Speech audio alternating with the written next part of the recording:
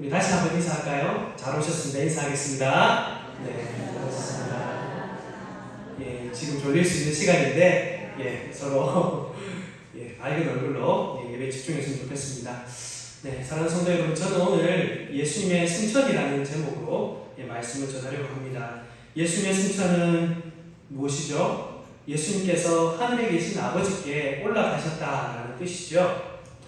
우리는 공예배 때, 오전 예배 때 매주 이 사도신경을 통해서 이 예수님의 승천에 대해서 고백하고 있습니다. 그만큼 이 예수님의 승천은 무엇보다 우리의 믿음의 요소 중에 중요한 요소라고 할 수 있습니다. 하나님께서 하늘에 오르신 것이 그렇다면 왜 중요한 믿음의 요소일까요? 사실 구약의 인물들 중에도 이 하늘로 승천한 인물들이 있죠. 혹시 구약의 인물들 중에 하늘로 승천한 인물 기억나는 분 있습니까? 에녹이라고 하셨는데 또 있습니까? 빨리 말씀하시네요. 네, 그렇습니다. 에녹과 엘리야가 있었어요. 구약 성도들은 이 에녹과 엘리야의 죽음을 극복한 이 승천을 보면서 우리도 죽음을 이길 수 있겠구나라는 소망을 가졌을 것 같습니다.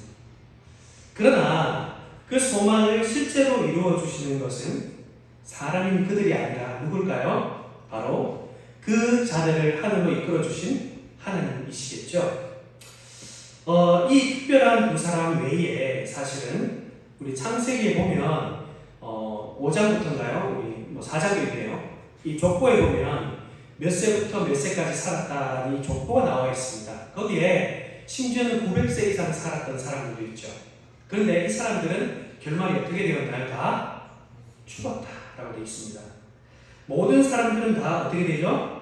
죽게 되어 있습니다. 모두가 에녹과 엘리야일 수가 없다는 것이죠.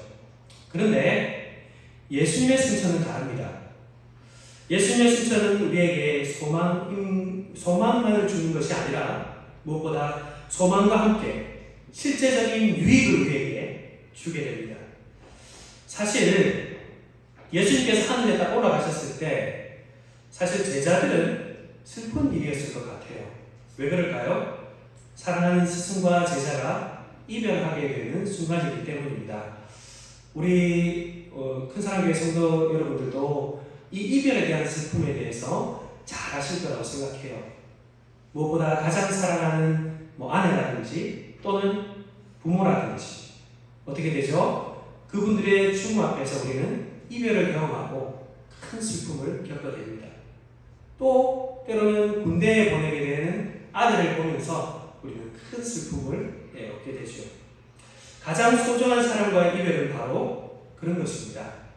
그런데 오늘 이 제자들은요, 예수님의 승천을 보고 슬퍼하기보다 오히려 크게 기뻐했다라고 해요. 그것이 어디에 나와 있냐면 사실은 이 주님의 부활 소식을 듣고 유대 당국에게 두려움 때문에 이들은 어떻게 합니까? 문을 꼭 걸어 잠그고 자신들이 비밀리에 모여 있었습니다. 그런데 이들은 이 주님의 승천 이것을 보고 나서 누가복음 24장 52절에서 53절에 이렇게 기록하고 있거든요. 제가 한번 읽어보겠습니다. 그들이 그에게 경배하고 큰 기쁨으로 예루살렘에 돌아가 늘 성전에서 하나님을 찬송하니라 라고 말씀하고 있습니다. 자, 예루살렘 성전이라고 하죠. 예루살렘 성전은 어떤 곳인가요? 이스라엘 이 나라의 이 심장 중심이라고 할 수 있습니다. 정치와 종교가 일치되어 있는 이 이스라엘 나라에서 이 종교의식은 매우 중요한 것이었습니다. 그런데 이 종교의식이 이루어지는 곳이 바로 성전이었죠. 그런데 이 성전에서 지금 이 제자들은 모든 사람들의 관심이 집중되어 있는 이곳에서 자기들을 한번 잡아갈 테면 잡아가봐라. 이렇게 담대한 마음으로 지금 하나님께 찬양하고 이 모습이라는 것이죠. 죽음을 완전히 극복한 사람들처럼 말입니다. 주님의 승천을 목격한 제자들은 지금 보시면 두려움을 완전히 극복한 것 같습니다. 무엇이 이들을 담대하게 만들었을까요? 이것은 분명히 주님께서 승천하신 그때에 그들에게 큰 기쁨이 되었기 때문입니다. 큰 기쁨. 큰 기쁜 소식. 기쁜 소식을 우리는 한자어로 뭐라고 하는지 아십니까? 복음입니다. 네. 주님의 승천 소식이 어떻게 이들에게 복음이 되었을까요? 그리고 사도신경을 고백하는 우리에게 어떻게 큰 기쁨, 복음이 될 수 있을까요? 오늘 본문을 통해 저는 주님의 승천에 큰 기쁨이 되는 이유에 대해서 두 가지를 살펴보려고 합니다. 자, 첫째는 무엇일까요? 첫째는 예수님의 승천이 복음인 이유는 땅에서 태어나서 땅에서 자라고 땅에서 끝내 돌아가게 되는 우리들에게 하늘로 올라갈 수 있는 길을 열어주셨기 때문입니다. 17절 우리 한 목소리로 한번 다시 한번 읽어보겠습니다. 20장 17절 시작.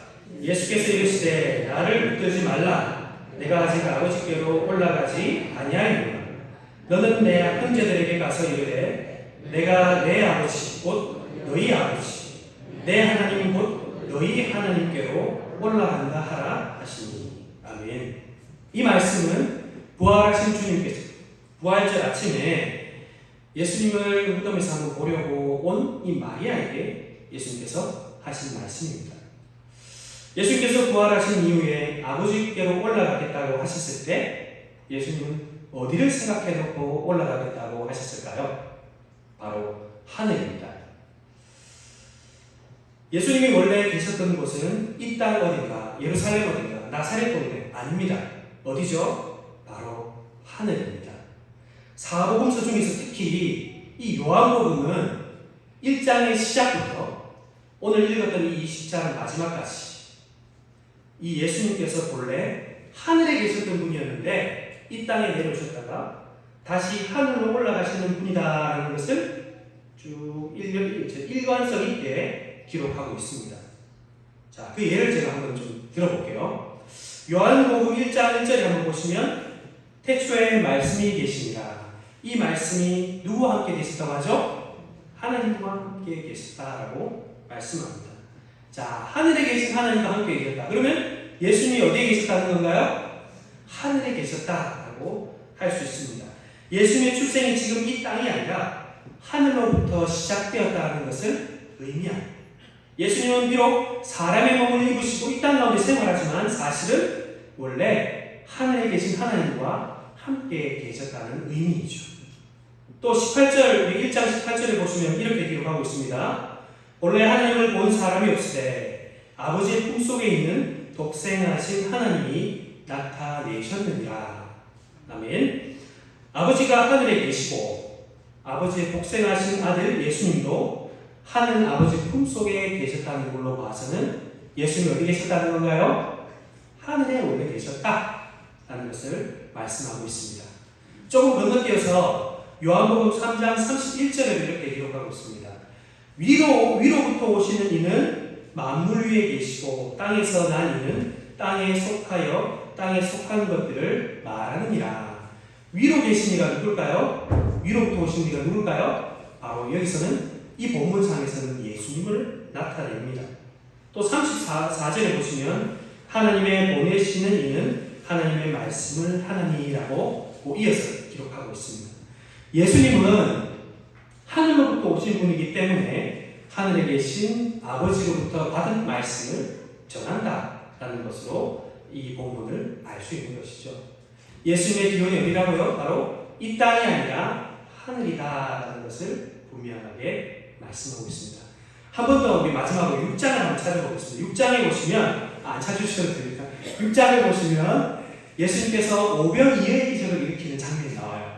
보리떡 5개와 물고기 2마리를 통해서 몇천 명을 먹였죠? 5,000명을 먹이는 사건입니다. 이 사건이 너무 중요한 나머지 사실 사복음서 4군데에서 다 동일하게 기록하고 있습니다. 그런데 특별히 이 요한복음 6장에서는 이 오병이어의 기적을 기록하고 나서 예수님 자신의 정체성을 담은 기록이 추가로 기록되어 있는데요. 여기 6장 33절, 우리 요한복음 6장 33절로 이렇게 말씀하고 있습니다. 하나님의 떡은 하늘에서 내려 세상에 생명을 주는 것이니라 라고 말씀하죠. 이 선언을 들었던 그 당시에 이 이스라엘 사람들은 호기심을 가지고 도대체 하늘에서 어떤 떡이길래 우리가 줄이지 않을까? 그 떡을 우리에게 좀 먹게 해주십시오 라고 질문하니까 예수님께서 그 질문의 대답을 어떻게 하시냐면 자신이 바로 생명의 떡이다 라고 말씀하고 있습니다. 이 의미는 무엇입니까? 하늘에 계신 그 주님께서 이 땅 가운데 생명의 떡, 우리에게 영생을 주실 떡으로 내려오셨다라는 의미이죠. 이외에도 많은 구절들이 있는데 다시 우리가 본문으로 돌아와서 20장에서 보시면 이 예수님께서 무덤을 찾아온 이 마리아에게 자신이 하늘로 올라갈 것을 분명하게 선언하고 있는 것입니다. 요한복음은 1장부터 20장 전체 하늘에서 내려오셔서 이 땅에서 하늘을 위해서 일하시고 그리고 나서 끝내 하늘로 올라가신다는 것을 분명하게 기록하고 있는 복음서입니다. 그러면서 우리 주님의 오심과 우리 주님의 가심은 그런 의미에서 매우 특별합니다. 앞에서 언급드렸던 구약의 에녹과 엘리야처럼 이 땅에서 나서 하늘로 올라가는 특별한 그 사람이 있지만 사실은 예수님만 하늘로부터 와서 하늘로 다시 올라가는 유일한 분입니다. 유일한 하나님이시죠. 사랑하는 성도 여러분, 이렇게 독특한 예수님과 달리 우리는 어떤 존재인가요? 우리는 모두 땅에서 태어나고 마지막 결말은 어디로 향하게 되죠? 원래 땅으로 돌아가야 됩니다. 창세기 3장 19절에 이렇게 말씀하고 있습니다. 나는 흙이니 흙으로 돌아갈지니라. 아멘. 그렇습니다. 우리의 시작도 땅이고 우리가 돌아갈 것도 마지막은 땅입니다. 죄와 허물로 죽은 아담의 후손 모두는 그 결말이 땅이라고 할 수 있습니다. 그런데 주님께서는 본래 하늘에 계시다가 이 땅에 오셨고 그리고 다시 하늘로 올리시는 분인데 반해서 우리와 같은 모든 죄인들은 세상의 모든 사람들 이 땅에서 시작해서 이 땅에서 결말을 마치는 사람들이라고 할 수 있는 것이죠. 사랑하는 성도 여러분, 우리가 장례식장을 자주 가지 않습니까? 장례식장에서는 무엇을 확인하는 곳이죠? 바로 인간의 마지막이 어딘가를 항상 확인하는 곳입니다. 모든 인간은 죽는구나. 모든 사람은 사망의 권세를 헤어나올 수 없구나. 끝내 흙으로 돌아갈 수밖에 없구나라는 것을 이 장례식장에서 날마다 확인하게 됩니다. 이 땅에서 태어난 사람들은 다 하나같이 흙으로 돌아가는 것이죠. 우리 주위의 모든 사람들이 다 그렇습니다. 예외가 없습니다.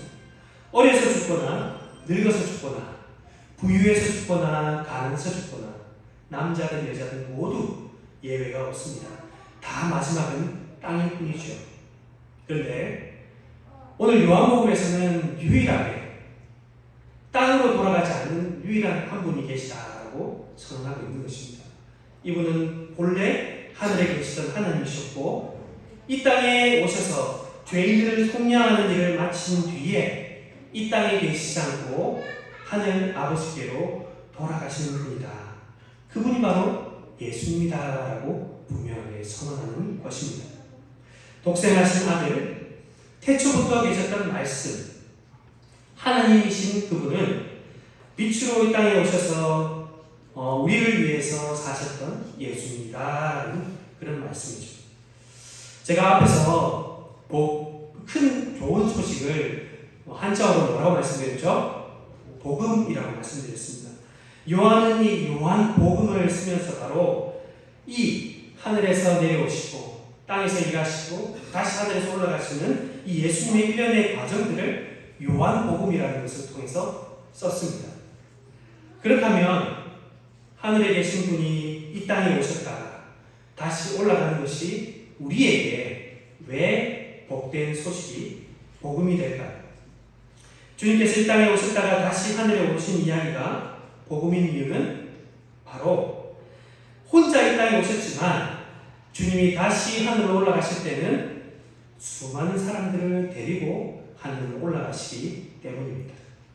인생의 결말이 땅인 수많은 죄인들을 하늘로 데려가시기 때문이죠. 주님의 승천이 우리에게 그래서 복음인 것입니다. 그래서 우리가 주님의 승천을 우리의 믿음의 대상으로, 믿음의 내용으로 고백하고 받아들이는 것입니다. 땅에서 시작하여 땅에서 끝날 인생의 본향을 바로 하늘로 옮겨주신 분, 옮겨주신 일이 예수님의 승천을 통해서 일어난 것이죠. 요한복음 12장 32절에 이렇게 기록하고 있습니다. 내가 땅에서 들리면 모든 사람을 내게로 이끌겠노라 라고 말씀하셨습니다. 이 말씀의 1차적인 의미는 예수님께서 십자가에 달려 들린다는 말씀이지만, 사실 여러 신학 서적들을 살펴보면 알겠지만 이것은 이중적인 의미를 함께 담고 있습니다. 그래서 십자가에 달리시고 하늘에 올라가심으로써 너희들을 아버지께로 이끌겠다라는 말로 해석할 수 있습니다. 그렇습니다. 하늘로 올라가신 그분께서 우리 모두를 하늘로 이끌어 가겠다라는 의미죠. 또 하늘에 오르신 주님은 하늘에 우리의 새 거처를 예비하러 하늘로 올라가셨습니다. 우리 요한복음 오늘 오전 시간에 우리가 좀 살펴봤는데 14장 2절에서 3절에 보시면 이렇게 기록하고 있습니다. 내 아버지 집에 거할 곳이 많도다. 그렇지 않으면 너희에게 일렀으리라. 내가 너희를 위하여 무엇을 예비하러 가느냐 하면 거처를 예비한다고 말씀하고 있습니다.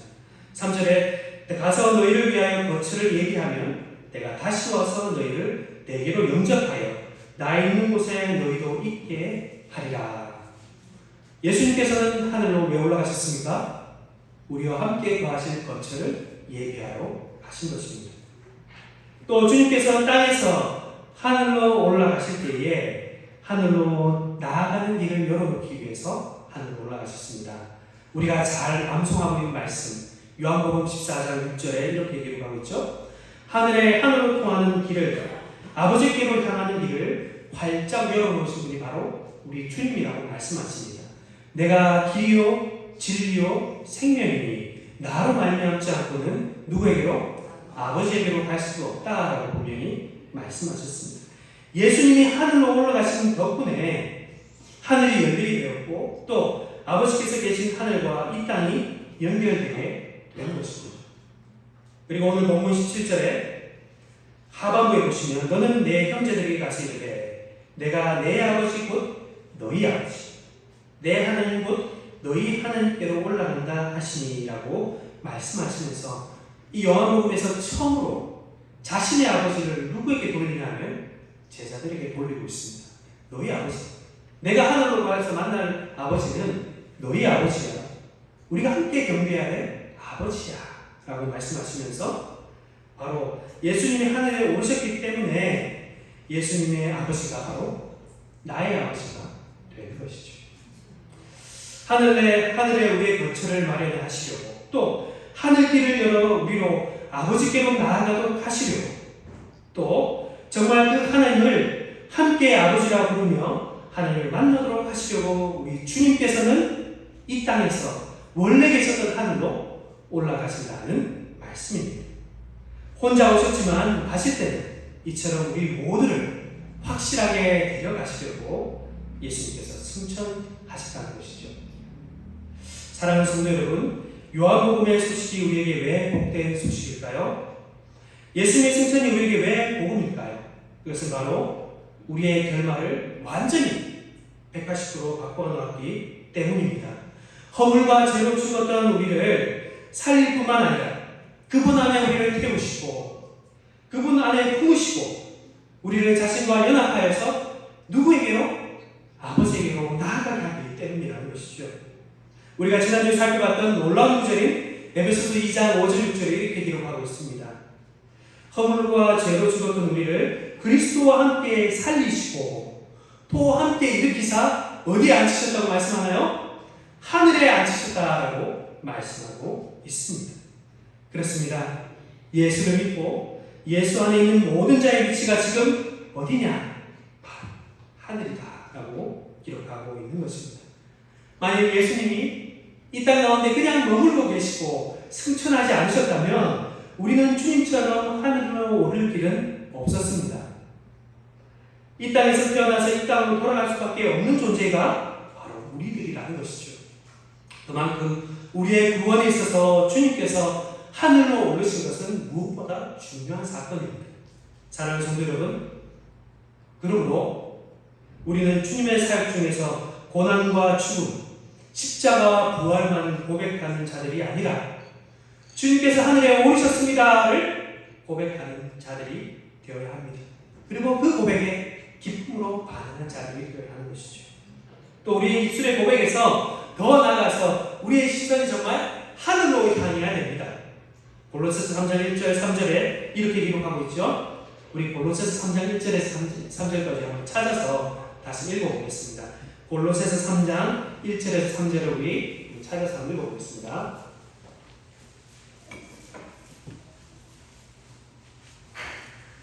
골로새서 3장 1절에서 3절 한 목소리로 한번 읽어보겠습니다. 시작. 그러므로 너희가 그리스도와 함께 다시 살리심을 받았으면 위의 것을 찾으라. 거기는 그리스도께서 하나님 우편에 앉아 계시느니라. 위의 것을 생각하고 땅의 것을 생각하지 말라. 이는 너희가 죽었고 너희 생명이 그리스도와 함께 하나님 안에 감추어졌습니다. 아멘. 그리스도와 함께 살리심을 받은 지금 하늘에 오르게 되었다면 위의 것, 즉 그리스도를 우리는 계속 시선을 고정해야 되는 것이죠. 우리의 결말이 땅이 아니기 때문입니다. 어딘가에 우리의 결말은 바로 땅의 생각에 집중하지 말고 우리의 본향 하늘로 우리는 집중해야 되는 것입니다. 그 속에 그리스도와 함께 우리의 생명이 하나님 안에 감추어졌기 때문입니다. 그래서 우리는 이 땅 가운데 살아가지만 이 땅은 나그네의 삶일 뿐이죠. 언젠가는 우리는 반드시 하늘로 돌아가게 됩니다. 우리는 이것을 항상 기억하며 살아가야 할 것입니다. 이 땅은 우리의 영원한 거처가 아니고 우리의 영원한 거처는 하늘이기 때문에 위에 것 그리스도를 바라보며 오늘 하루도 그리고 이번 한 주도 살아가기를 간절히 바랍니다. 하늘에 오르신 예수님 덕분에 우리의 주소지, 우리의 시민권이 변경되었고 주님의 승천 때문에 내 이름도 내 이름으로 된 처소가 하늘에 마련되어 있는 것입니다. 그러므로 주님의 승천을 우리가 그냥 가볍게 고백하고 넘어갈 것이 아닙니다. 주님의 승천은 내가 믿는 바요, 내 삶을 움직이는 원동력임을 우리가 고백하고 살아가는 우리 모든 성도들 되기를 간절히 바랍니다. 둘째로 주님의 승천이 복음인 이유는 하늘로 올라가신 예수님께서 자신이 이루신 모든 구속의 효력을 짊어지신 성령님을 우리에게 보내주셨기 때문이죠. 오늘 사실 오전 예배 시간에 많이 들었던 말씀인데 다시 한번 복습한다 생치고 들어주시면 되겠습니다. 예수님께서 하늘에 오르신 이유가 우리의 새로운 길을 열어주시기 위함도 있지만 사실은 그 길 위에서 우리에게 정말 그 길에서 내려주실 은혜들을 우리에게 유익이 되게 하시려고 우리는 예수님께서 하늘로 올라가셨어요. 어쩌면 예수님께서 이 땅에서 하신 일보다 더 훨씬 많은 일들을 예수님께서는 승천하시고 하십니다. 좀 의아해 생각할 수 있는데 보통 우리는 이렇게 생각하죠. 예수님께서 십자가에서 죽으시고 부활하신 것, 사흘 만에 부활하신 그 사건만큼 더 큰 일이 있을까라고 생각할 수 있습니다. 물론 맞습니다. 예수님께서 이 공생의 사역 가운데 하신 일이 가장 크고 우선되는 사역이었죠. 근데 예수님의 그 사역이 없이는 예수님께서 하늘에 올라가신다 하더라도 예수님의 미천이 없기 때문에 이 예수님께서 이 땅 가운데 이루어놓으신 미천이 없기 때문에 우리에게 주실 것이 아무것도 없습니다. 그러나 이 미천인 예수님이 이루신 구원 사역이 우리에게 정말 큰 유익이 되도록 하기 위해서는 예수님께서는 하늘로 올라가셔야 하는 것이죠. 그래서 오늘 본문 말고 요한복음 14장 12절에 이렇게 기록하고 있습니다. 내가 진실로 진실로 너희에게 이르노니 나를 믿는 자는 내가 하는 그 일도 할 것이요 또한 그보다 큰 일도 하리니 이는 내가 아버지께로 가리라 라고 말씀합니다. 예수님께서 아버지께로 간다는 말씀과 그리고 너희가 그보다 큰 일을 한다 이 말씀을 함께 지금 병행해서 기록하고 있죠. 얼핏 보면 이 표현이 제자들이 예수님보다 더 큰 일을 한다 이렇게 표현하는 것 같이 보이는데 사실은 그렇지 않습니다. 그리고 그 이어서 28절 14장 28절에도 보면 유사한 표현이 있는데 이렇게 기록하고 있습니다. 내가 갔다가 너희에게로 온다 하는 말을 너희가 들었나니 나를 사랑하였더라면 내가 아버지께로 감을 기뻐하였으리라. 아버지는 나보다 크시니라 라고 말씀합니다. 여기서도 비슷한 의미의 좀 오해가 될 수 있는 부분들이 있습니다. 아버지께로 가는 것과 아버지가 내보다 크다는 것, 나보다 크다는 것을 함께 지금 병행해서 기록하고 있습니다. 이러다 보니 오해를 할 수 있죠. 우리가 삼일체 우리 하나님에 대해서 배웠는데 마치 하나님 아버지께서 예수님보다 더 큰 능력이 있으시다, 더 크다라는 표현으로 오해할 수 있기 때문입니다. 그 12절과 28절 제자들이 한 일이 예수님이 한 일보다 크다는 것과 아버지께서 예수님보다 크다는 이 표현은 단순히 수가 많고 적다, 양이 많고 적다를 표현하는 것은 아닙니다. 제가 앞에서도 말씀드렸지만 제자들의 일이 어찌 예수님의 일보다 크겠습니까? 그리고 하나님, 삼일체 하나님을 우리가 믿는 자라면 아버지와 아들이 하나라는 것을 너무나 잘 알지 않습니까? 그렇기 때문에 이것은 우리가 오해라고 할 수 있겠죠. 유심히 봐야 할 것은 예수님께서 아버지가 계신 그 하늘로 가신다는 것과 그보다 크다라는 것을 연결시켜 놓고 있다는 것입니다. 그 말은 아버지와 아들을 이렇게 1대1로 비교하는 것이 아니라 아버지가 계신 하늘과 그리고 제자들이 할 그 일이 아버지가 계신 하늘에서 예수님께서 내려주신 그 일로 말미암아 크게 된다는 그런 의미로 우리는 생각할 수 있는 것입니다. 예수님께서 십자가에서 다 이뤘다 하셨음에도 오늘 이 14장 12절과 28절을 의미로 보면 더 큰, 더 많은 일을 하신다고 분명하게 표현합니다. 그것은 어떻게 그렇게 할 수 있을까요? 하늘에 오르신 예수님이 자신이 이루신 사역을 모두 누구에게 짊어서 우리에게 주시기 때문이죠. 바로 성령 하나님에게 전부 짊어지심으로써 성령을 주심으로 우리에게 그 큰 일을 하신다는 것입니다. 사실 이 14장부터 16장, 우리 요한복음 14장 16장은 예수님께서 그 말씀을 하셨지만 사실은 주인공은 누구냐면 성령 하나님이세요. 예수님께서 그렇게 할 수 있는 근거가 바로 성령을 너에게 주시기 때문이다 라고 말씀하셨기 때문이라는 것이죠. 예수님은 자신이 이 이루신 구속의 사역, 온갖 풍성한 은혜를 예수님이 아니라 성령님을 보내심으로 그렇게 우리에게 이루어 가십니다. 그래서 앞에서 우리가 부활의 영, 주의 영, 또 그리스도의 영이라고 하는 이유가 바로 그 때문이죠. 예수님은 하늘길을 열어주실 뿐만 아니라 그 길로 성령님을 보내주셔서 예수님의 그 일을 지금도 계속 해나가고 계시는 것이죠. 성도 여러분, 하나님이 이루신 모든 구속의 은혜들은 주님께서 보내실 성령이 없이는 단 한 걸음도 움직일 수 없습니다. 예수님께서 한 사람으로서 2000년 전 나사렛 시골 동네에서의 사역이라고 할 수 있죠. 예수님께서 이 십자가에서 죽으시고 부활하신 이 사건은 어디에서 이루어진 사건입니까? 예루살렘에서 이루어진 사건이죠. 전 세계에서 봤을 때 이 예루살렘은 아주 작은 수도일 뿐입니다. 그리고 나사렛에서 고향에서 살면서 지냈던 이 사건들, 이 모든 것들은 사실 이 작은 동네에서 이루어진 일일 뿐이에요. 그런데 그 희생이, 그 예수님께서 하신 그 일이 예수님 이전의 시대와 이전의 세대와 그리고 예수님 당시의 세대와 그리고 오늘 사는 우리에게 그리고 오늘 이후의 자녀들을 그리고 그 이후의 자녀들에게 모두 효력으로 돌아가기 위해서는 예수님께서 성령 하나님을 보내셔야 한다는 것이죠. 그리고 이 이스라엘 작은 나라뿐만 아니라 전 세계의 수많은 나라에서 우리가 갈 수 없고 우리가 비행기로 갈 수 없는 모든 땅에서 이 예수님의 그 구속 사역이 정말 효력이 있기 위해서는, 나의 것이 되기 위해서는, 교회의 것이 되기 위해서는, 온 세계 믿는 자들의 것이 되기 위해서는 성령 하나님께서 그들 가운데 임하셔야 한다는 의미입니다. 허물과 죄로 죽은 우리를 살리셔서 그리스도께서 하신 이 공생의 상면, 그리고 마지막 십자가에서 이루신 구속의 사역, 그리고 부활로서 우리에게 의의 옷을 입히주실 그 사역이 정말 우리 안에서 효력을 발휘하도록 살아가도록 하기 위해서는 반드시 하늘에 오르셔서 성령 하나님을 주셔야 한다는 것입니다.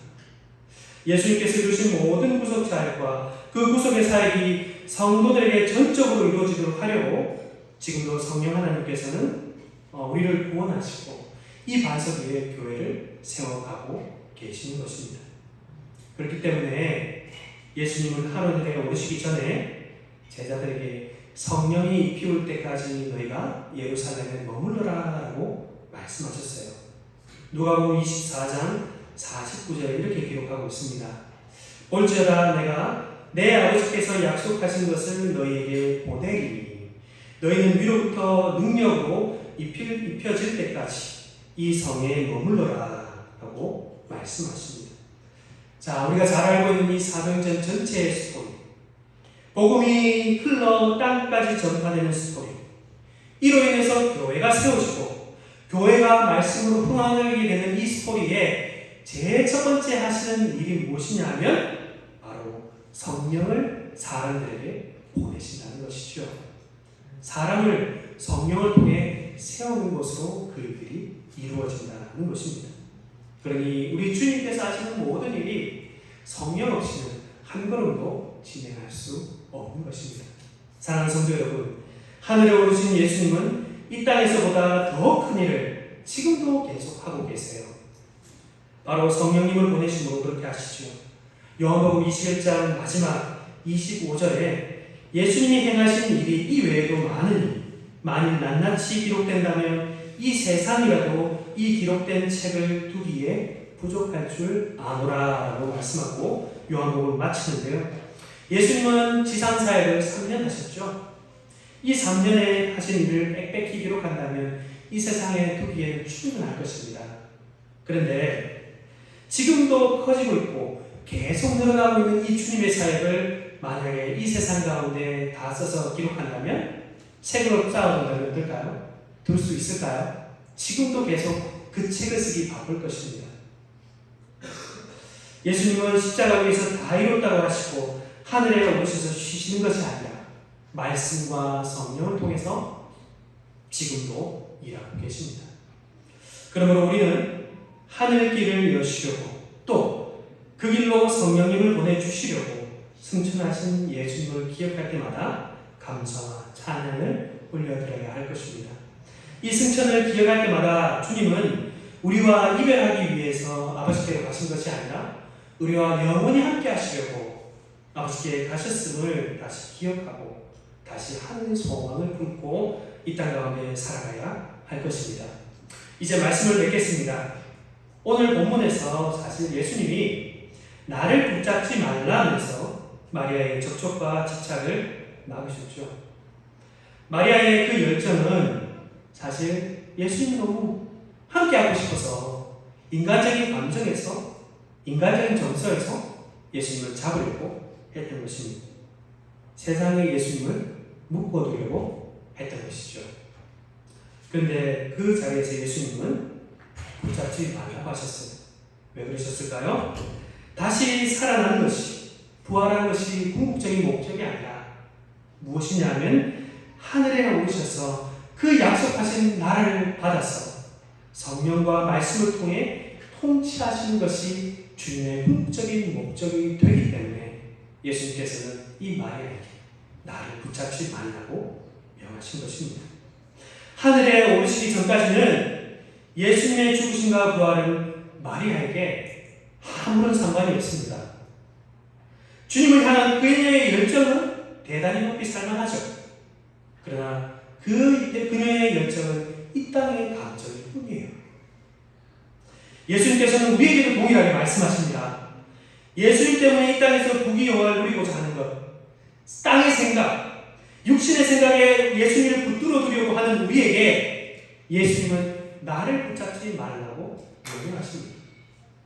예수님은 그런 모든 땅의 생각을 다 내려놓고 하늘로 시선을 들도록 하기 위해서 성령을 통해 지금도 날마다 우리에게 나를 붙잡지 말라고 강조해 주고 계십니다. 사랑하는 성도 여러분, 땅의 생각, 육신의 생각은 결국 하늘과 원수가 될 뿐입니다. 주님께서 보내주신 성령으로 말미암아 날마다 우리는 하늘을 바라봐야 할 것입니다. 승천하신 주님이 거기 계신다는 것을 날마다 바라봐야 할 것입니다. 승천하신 주님을 끊임없이 바라보고 이 땅의 생각들을 점점 멀리하고 영원히 변치 않는 하늘 소망으로 오늘 하루를 살아가 그리고 이번 한 주를 살아가는 우리 모두가 되기를 간절히 소망합니다. 우리 기도하겠습니다. 네, 우리 두 가지 기도 제목 가지고 함께 기도합니다.